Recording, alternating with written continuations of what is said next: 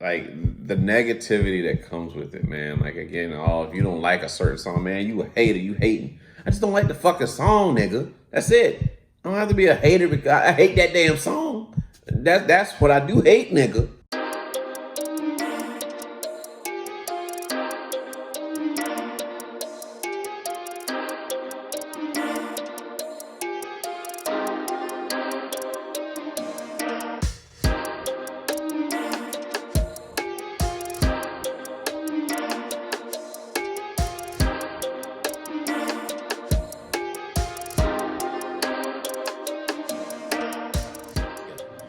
If you were a superhero, what would be your kryptonite? A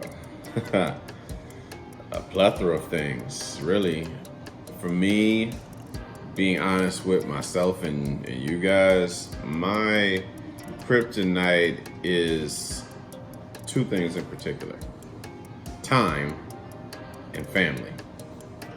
Those are two things that I would consider to be my kryptonite.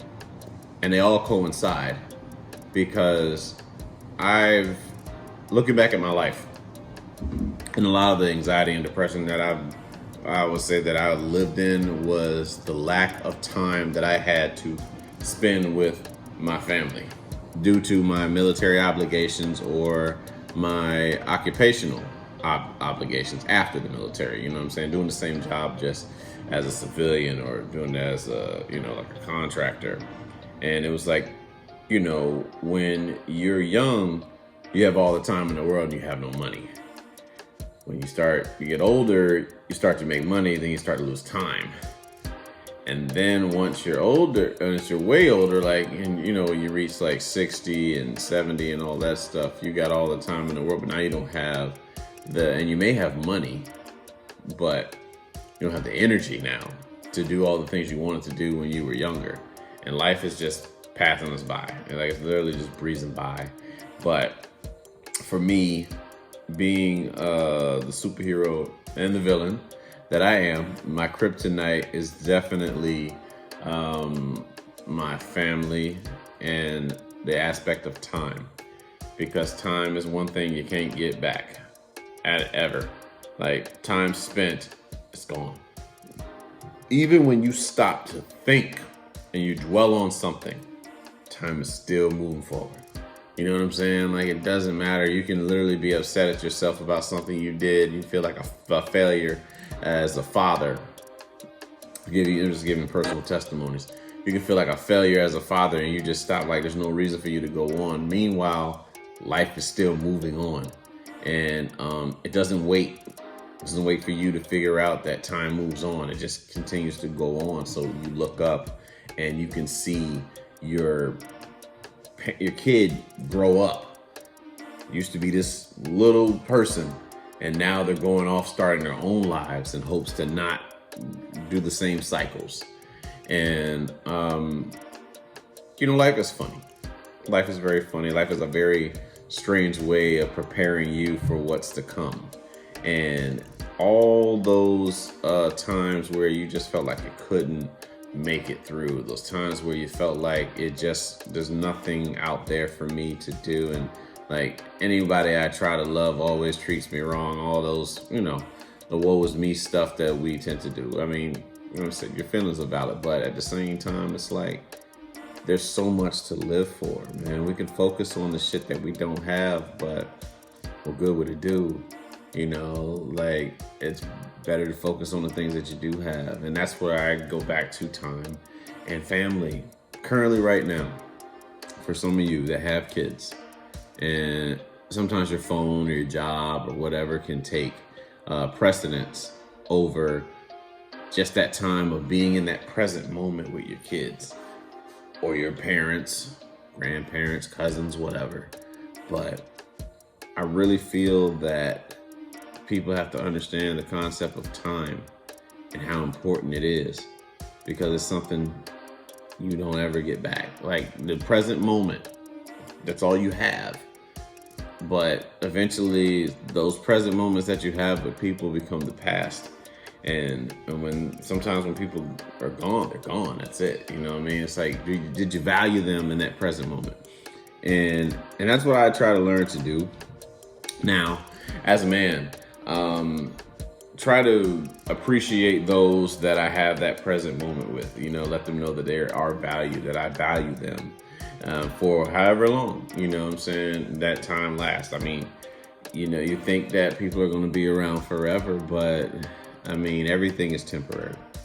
Nothing in this life is guaranteed. So for that reason alone, that's the beauty of like learning to appreciate a sense of gratitude for that present moment with those people.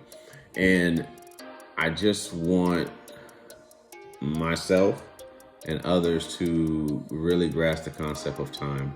And but my family, like, it just, like, again, I lived for my family's approval and trying to figure out if I was like doing this thing as a man the right way. Everything had to be perfect. Everything had to be tip-top shape, all that stuff. I just wanted that validation, that assurance that me becoming a man, that I did this thing the right, because I made a lot of mistakes. I felt like I made a lot of mistakes as a teenager, and I just wanted to kind of right the wrong, and, you know, did everything I could to show them that I'm here for you.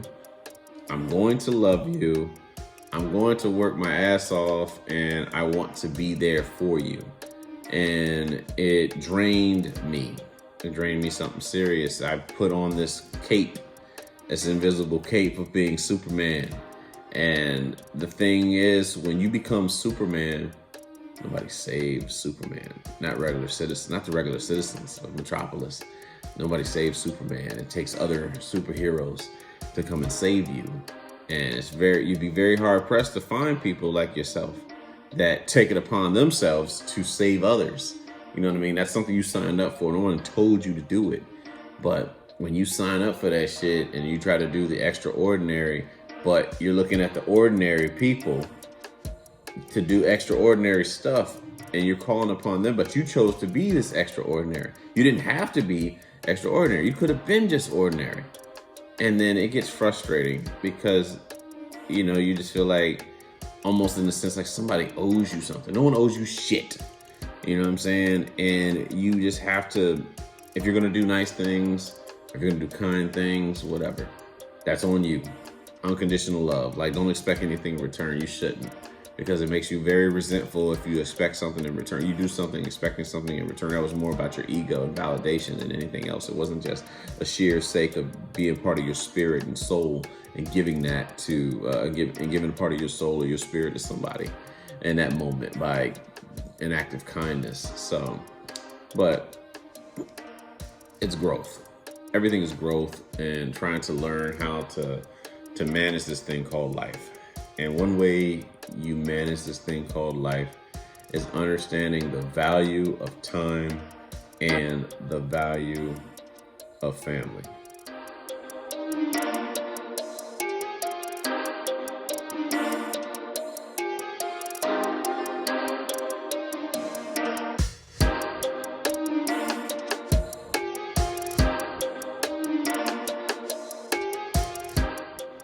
How do you deal with negative people in your life? Fuck them, you know? Negative people in your life, you have to recognize your peace. You have to protect it at all costs. I don't care who it is. You know, again, when you learn the difference between people that drain you, which is an attachment, and people that give you energy, which is a connection, life gets a little bit easier. So, dealing with negative people, I avoid them like the fucking plague, or I limit my time with. If I feel like you are negative in my life, I'll just limit my time with you, and that's okay. And that's what it is. And again, we're all healing. There's no judgment or nothing like that. But I have to protect my peace. My peace is my responsibility, not yours. So I have to protect myself in the event that I am challenged by somebody that is in pain who wants to project their insecurities and pain onto me. Does that make sense? So I do everything in my power to keep that shit away from me, Ricky Bobby. Don't you put that on us. I don't do the negativity. I do my best not to. I try not to judge people, like, constant judging. Very common, like, especially let's touch a little bit for those of us that listen to hip hop. We are probably the most critical ass fans. Well, there's some of the most critical ass fans that are in hip hop, and you know what I mean. Like, it's just there's never been so much scrutiny I've seen for music outside of Lil Nas X and the music that he comes out with and stuff like that, because of it. It threatens people's own insecurities with themselves. You feel me? And I think the same thing can be said for hip hop. I think there's a lot of insecure people that really, really love hip hop, and you look almost for your validation through other people's works, and that's how it is. But like the negativity that comes with it, man. Like, again, if you don't like a certain song, man, you a hater. You hating. I just don't like the fucking song, nigga. That's it. I don't have to be a hater because I hate that damn song. That's what I do hate, nigga. That, shit like that. But as far as me being a hater, I don't care that much.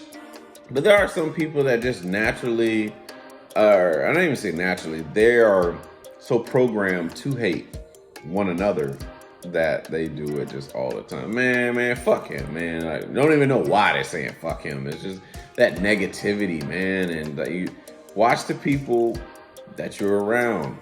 Ask yourself, are these people giving me energy, or are they draining it? That's it. There's two things. Either you're draining me, or you're giving me energy. It's that simple. It's that simple. It's that fucking simple. And if you don't know, you might be the draining ass nigga.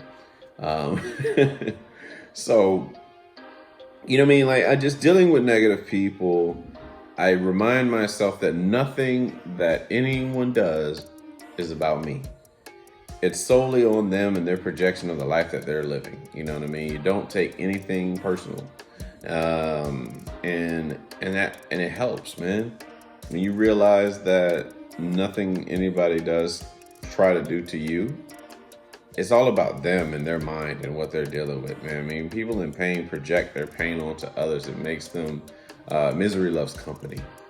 And you have to guard your peace sometimes with a peace. You know what I mean?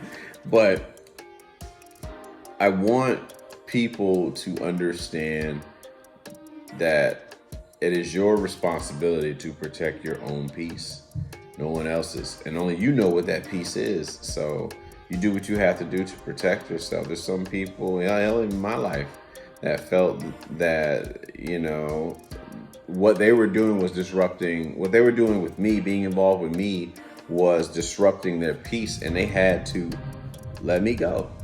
And you know what I did? I accepted. Don't go against the grain in life. You accept, and that's fine.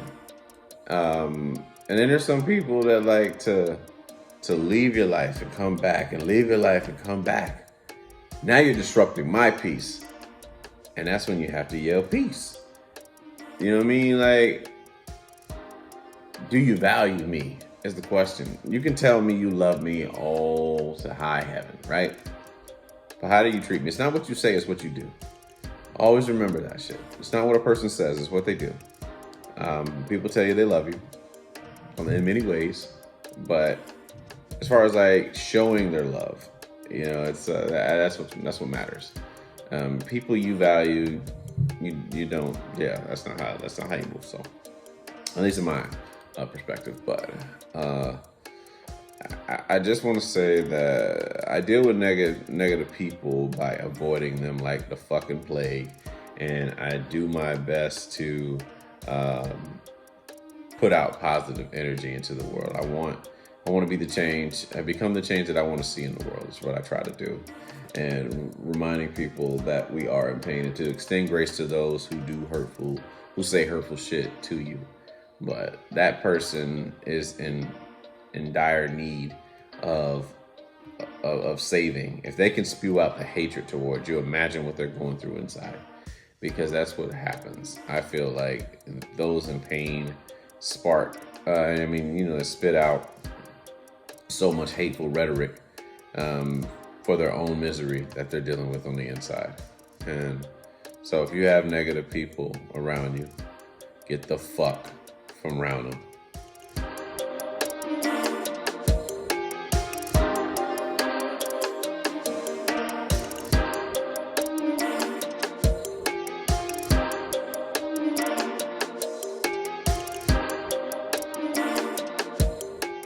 What does Veterans Day mean to you as a veteran? When I think about Veterans Day, I think about those that actually served in, the time-changing wars. And I don't get me wrong, I did serve in through like the Iraqi War and all that stuff that was going on like in 2006 and post 9/11 stuff. But I think about the people that actually are on the ground in the trenches and in the bunkers and all that, Vietnam, the Cold War, World War II, and all that stuff. When I think of Veterans Day, I think about those people that sacrificed their families, their lives, for a country that probably didn't even fuck with them. That's really what I think about, man. Like, as far as like how veterans come back from being overseas and then having society treat them like, they ain't worth two dead flies smashed.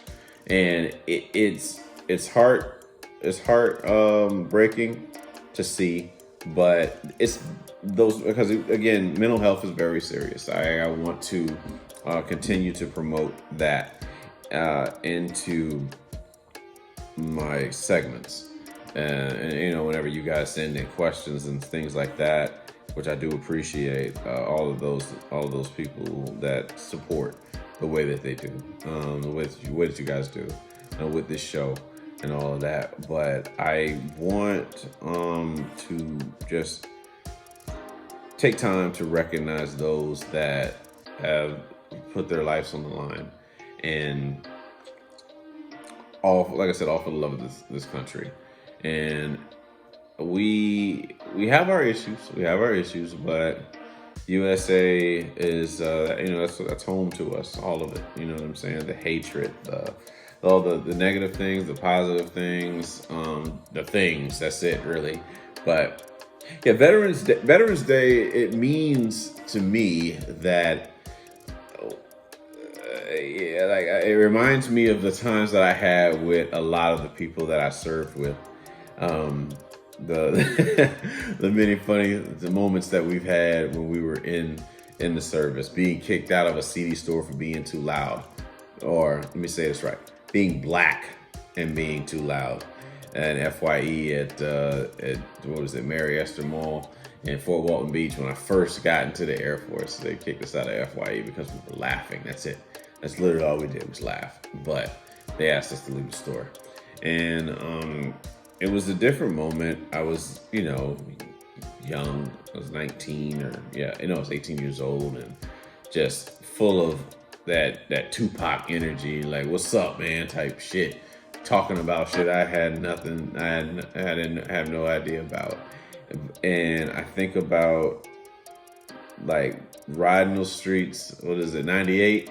Going to Nighttown with my friends and stuff, going to the swamp, going to the Destin beaches, going to the Sound Side for different events, and having to be that young airman that was required to help like an officer's wife with their move into a home or pack. and or after a post like a hurricane comes up, then you gotta, you know what I'm saying, help people like move all the like the trees that have been pushed down, and just creating some of the greatest relationships, none more than that with my best friend. Like again, a person that came into my life at the most inopportune time that helped me move forward, being away from my family for the first time and becoming my family. Like one of the strongest bonds that I've ever had with this man.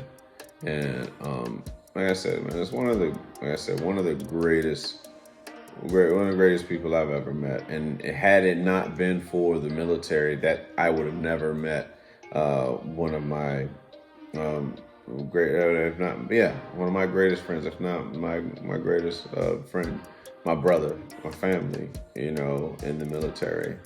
And life is funny. You don't realize how important it is to have that bond with people that can help you get through the trenches. And the military has been really big on that. I'm sure like college, for those of you guys that actually went to college, I'm sure you guys have the same type of bond where if you had like sorority sisters or fraternity brothers, you guys just always ride for each other.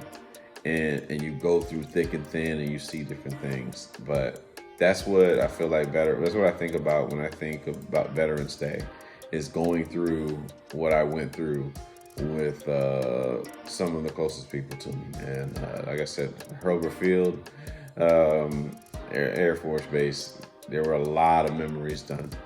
Relationships, there was so much. And it was a good time though, young, at a point in my life where I was very young. I didn't have any idea of how life was to be, but we all made it through together in different ways. I mean, some of us are still in contact with each other more than others, but I'll say it's all love. And I'm proud to be a veteran. I'm proud to say that I served this country for 4 years. I'm not proud of the fact that I have PTSD from it, but it's PTSD nevertheless, and it's another challenge that I'll eventually conquer as long as I put forth the effort. So, Veterans Day. Veterans Day means a lot for many reasons. To recognize those that came before us and served, those after us that served. So thank you guys for your service.